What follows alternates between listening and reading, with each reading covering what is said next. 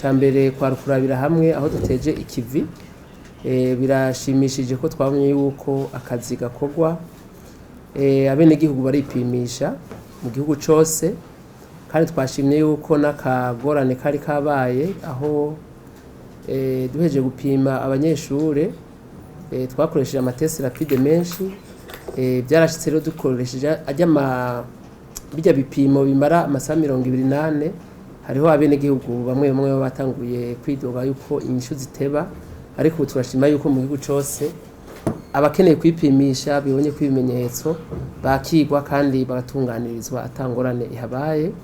Kindi naco nuko twabonye yuko abantu batowe kumugera wa coronavirus bafashe ijya miti tubaha bakira ku rugero rushimishije. Cya kabiri twariko turarabira hamwe ngo twabashikirije ivyerekeye ingene hoba ukugururwa k'umupaka wa Gatumba. Ivyo rero navyo twabiravye dusanga nkuko twabimenyesheje ejo ku munsi wa kabiri guhera isaha 2 yuko abarundi bashobora kuja muri Kongo canke abakongomane bakinjira baciye ku mupaka wa Gatumba. Rero nkuko mubizi dutezwa gupima abinjiye bose nkuko bisanzwe bikorwa ku kibuga c'indege. Rero mu gihugu twabonye yuko byoba vyiza kubera bagiye canke abinjira nabo nyene bogira ico baterereye kuko murazi yuko ibipimo bigurwa amahera menshi.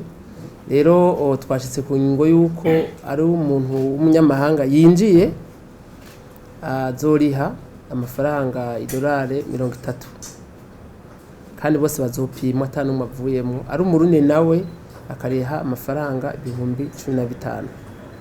Ivyo rero bikazoca biba nikobero cyo kimwe ni Mugina. Ica gatatu twarabiye hamwe ingene